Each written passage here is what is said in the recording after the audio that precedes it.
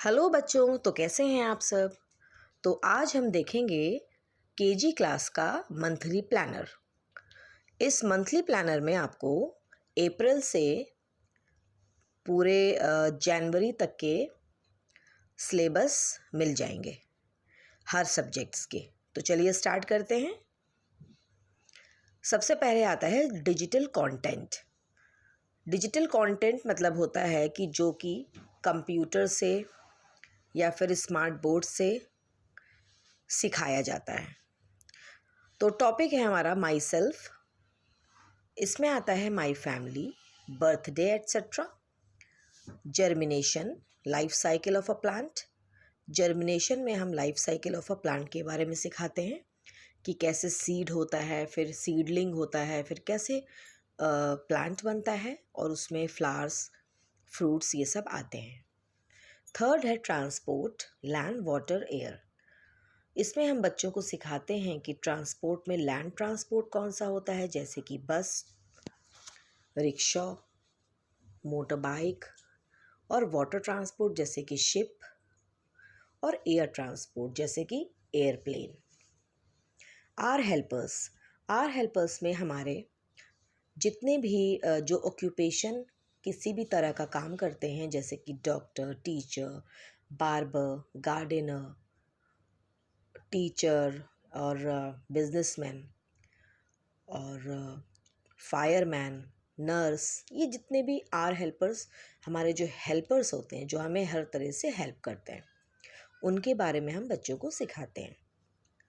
उसके बाद है हमारा colours and shapes, cleanliness and health, सफाई के बारे में, और बच्चों को हेल्थ के बारे में हम अवेयर करवाते हैं।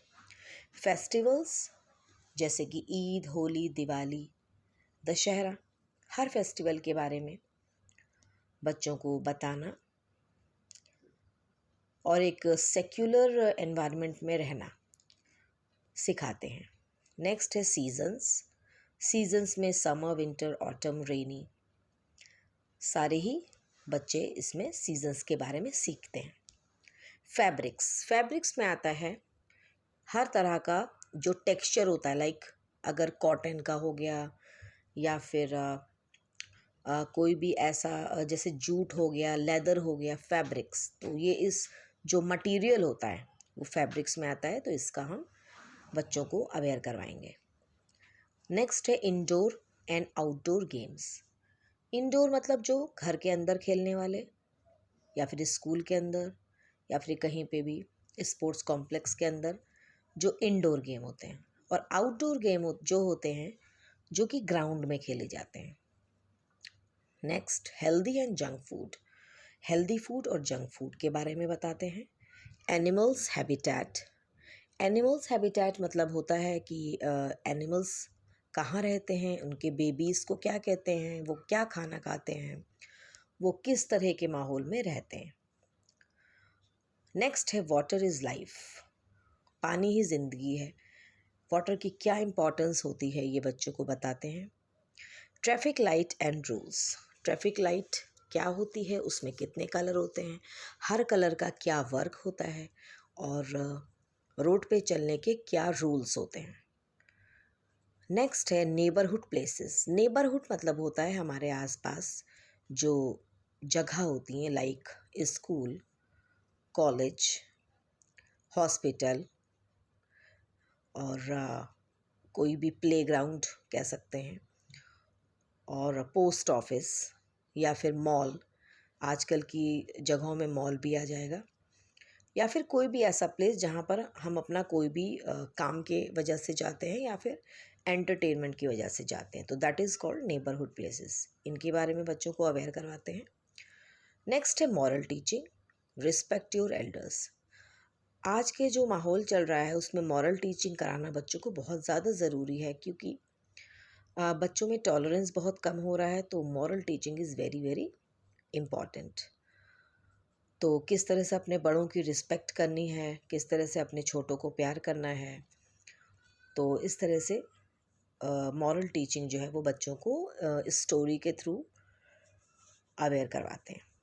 लास्ट है हमारा राइम्स एंड स्टोरीज़। तो बच्चों को जो भी उनके सिलेबस में राइम्स होंगी या फिर स्टोरीज़ होंगी, वो भी डिजिटल कंटेंट के ज़रिए बच्चों को दिखाना। सो ये सारी चीज़ें हमारी हो गई डिजिटल कंटेंट की। Next, our curriculum focus on all round development. जो हमारे स्कूल का करिकुलम है वो हर तरह के डेवलपमेंट पे ध्यान देता है। जैसे कि कॉग्निटिव हमारे माइंड से जुड़ा हुआ डेवलपमेंट होता है। लाइक बच्चा कोई भी काम करेगा वो हर चीज़ माइंड से जुड़ी हुई होगी। तो किस तरह से अलग तरह की सोच रखना या फिर पजल्स को सॉल्व करना या फिर क्रिटिकल थिंकिंग, एक लीक से हट के किस तरह से हम किसी प्रॉब्लम का सॉल्यूशन निकाल सकते हैं, इस तरह की डेवलपमेंट को कॉग्निटिव डेवलपमेंट कहते हैं। उसके बाद है सेंसरी एंड मोटर। मोटर में आता है हमारा फाइन और ग्रॉस। फाइन में आता है हमारा जो छोटी मसल्स होती हैं बच्चों के हाथों की, तो जैसे कि आई हैंड कोऑर्डिनेशन होता है बच्चों को लिखने और ड्राइंग और क्राफ्ट, आर्ट एंड क्राफ्ट, इन सब तरीक़ों से फाइन मोटर डेवलपमेंट करवाया जाता है। ग्रॉस मोटर में हमारी जो बिग मसल्स होती हैं उनका यूज़ ज़्यादा से ज़्यादा, तो वो कैसे हो सकता है, वो प्ले करने से सबसे ज़्यादा होता है। तो ये हो गया मोटर डेवलपमेंट। सेंसरी जैसे कि सेंसेस, आई, ईयर, नोज़, स्किन, टंग, इन सब सेंसेस का बच्चों को इनका कैसे यूज़ होता है उस तरह की एक्टिविटीज़ करवाना। क्योंकि इस एज में ये जो चीज़ें हैं ये बच्चों की डेवलप हो रही होती हैं, तो अलग अलग एक्टिविटीज़ के through sensory and motor development बच्चों में लेकर आना। नेक्स्ट है फिज़िकल में भी ग्रॉस और फाइन मोटर डेवलपमेंट आएगा, बिकॉज़ ये भी बच्चों की बॉडी से जुड़ा हुआ है, और फिज़िकल डेवलपमेंट में ये सारी ही चीज़ें आएंगी। लैंग्वेज डेवलपमेंट, लैंग्वेज में जो बच्चों की ये एज होती है लाइक 4 to 5, तो इसमें लैंग्वेज डेवलपमेंट में लैंग्वेज जो है बच्चों की वो मदर टंग होती है, लाइक जो भी वो अपने घर से सीख कर आते हैं। नेक्स्ट हमारे यहाँ जैसे इंग्लिश, हिंदी, उर्दू, इन सब चीज़ों पे फोकस करवाया जाता है। और लैंग्वेज डेवलपमेंट के लिए सबसे ज़्यादा स्टोरीज़ बच्चों के साथ करना, फिर उसको खुद से नरेशन करवाना बच्चों से, फिर उसमें क्वेश्चंस पुट अप करना, तो ज़्यादा से ज़्यादा लैंग्वेज राइम्स और स्टोरीज़ के थ्रू करवाना। जैसे हम रोल प्ले देते हैं, जैसे किसी भी एक कैरेक्टर का रोल प्ले करना, तो बच्चा उसमें खुद ही अपने सेंटेंस यूज़ करेगा और अपने सेंटेंस खुद बनाएगा। So that is also related to language development. Last है हमारा socio emotional and personal. Socio emotional में सबसे ज़्यादा जो हम गेम्स खिलाते हैं बच्चों को, गेम्स करवाते हैं, तो उसमें बच्चा सोशल डेवलपमेंट सीखता है। कैसे, लाइक अपनी बारी का इंतज़ार कैसे करना है, और ग्रुप में कैसे वर्क करना है, टॉलरेट कैसे करना है कुछ जो चीज़ें होती हैं प्ले में, ग्रुप प्ले में ख़ास करके। और जैसे कि ग्रुप में हमें वर्क करते हुए लड़ना नहीं है, हमें एक दूसरे का सपोर्ट करते हुए किसी भी गेम को जीतना है। और इसी तरह से आता है इमोशनल डेवलपमेंट। इमोशनल डेवलपमेंट में ये होता है कि बच्चे इस एज में बहुत ज़्यादा, कुछ बच्चे तो इंट्रोवर्ट होते हैं, जैसे कि अपने आप को एक्सप्रेस नहीं करते हैं, तो उन बच्चों को सामने लाना और उनसे पर्सनली टॉक करना और उनको अलग अलग तरह की एक्टिविटीज़ जिसमें बोलना है वो सारी चीज़ें देना। और जो बच्चे खुद बोलते हैं that is very good. So emotional development उन सब बच्चों का, साथ ही साथ पर्सनल डेवलपमेंट, लाइक हर बच्चे को इक्वल इम्पॉर्टेंस देना क्लास में, हर बच्चे को ऐसी एक्टिविटी देना जिसमें वो अपने आप को एक्सप्रेस करे। सो इस तरह की एक्टिविटीज़ हमारी होती हैं socio emotional and personal development में।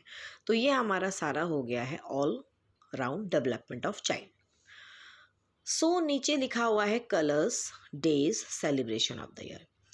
हमारे स्कूल में पूरे साल कुछ मंथ्स में ख़ास सेलिब्रेशंस होते हैं, जैसे कि अप्रैल में येलो डे सेलिब्रेशन होता है, तो उसमें हम पाम प्रिंटिंग करवाएंगे। मई इसमें ब्लू डे सेलिब्रेशन होता है, जिसमें कि क्राफ्ट आइसक्रीम है। जुलाई में ग्रीन डे सेलिब्रेशन है, जिसमें कि लीफ प्रिंटिंग है। अगस्त ऑरेंज डे सेलिब्रेशन, जिसमें kite try colour tip printing है।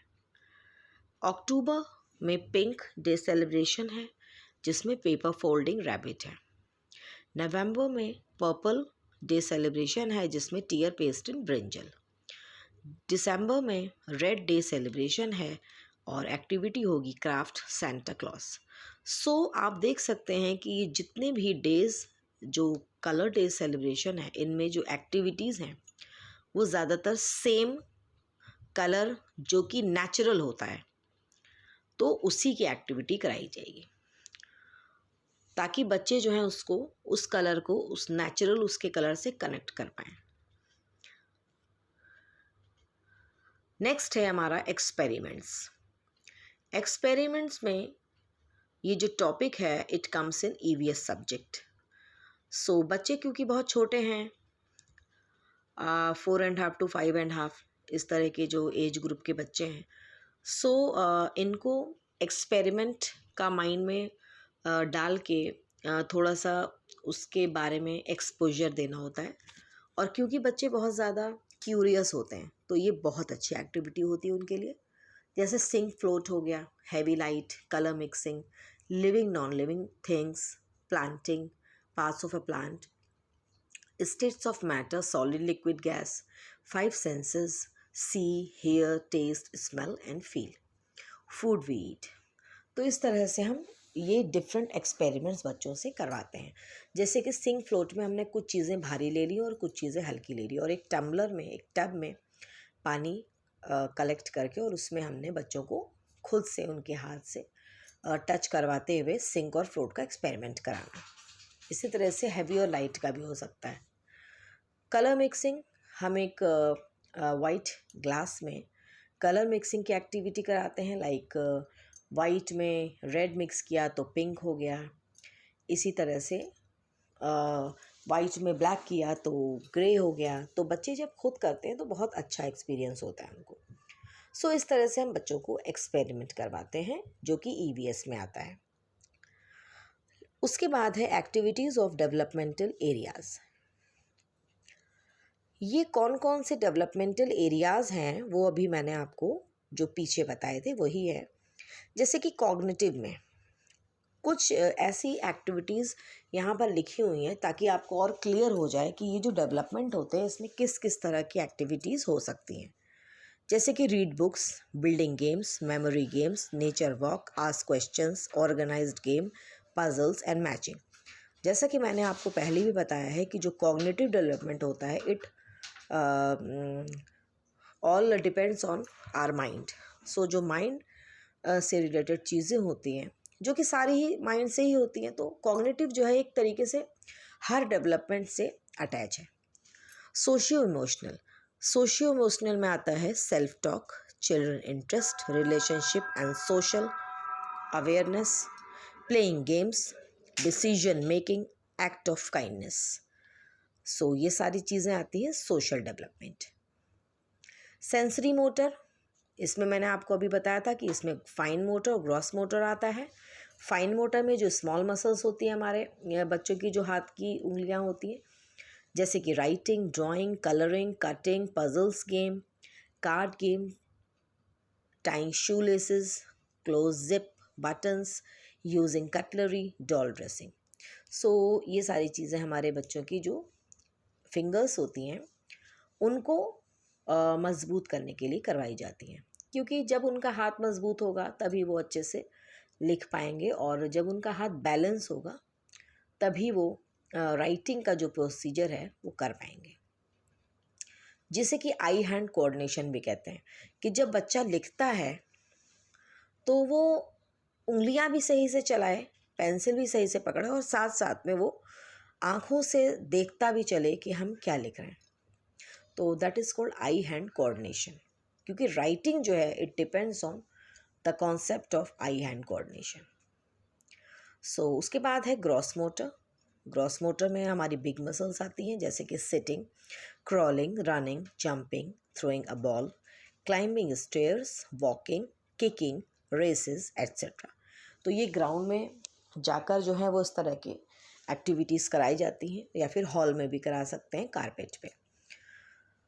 नेक्स्ट है language.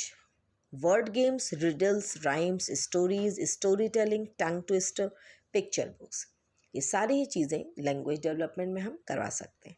Physical, playing games, balancing, throwing, catching, yoga, dancing, jogging, ये सारी चीज़ें भी हम फिज़िकल डेवलपमेंट में करा सकते हैं। लाइक फिज़िकल डेवलपमेंट में भी हम ऑल काइंड ऑफ प्ले करवा सकते हैं। अब last but not the least कि all work and no play makes Jack a dull boy.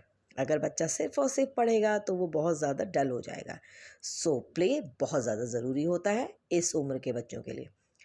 सो इसमें हम free play, pottery, role play, blocks, jigsaws, dancing and singing, jump rope, circle time activities, musical chairs, ये सारी ही चीज़ें हम play में करवा सकते हैं।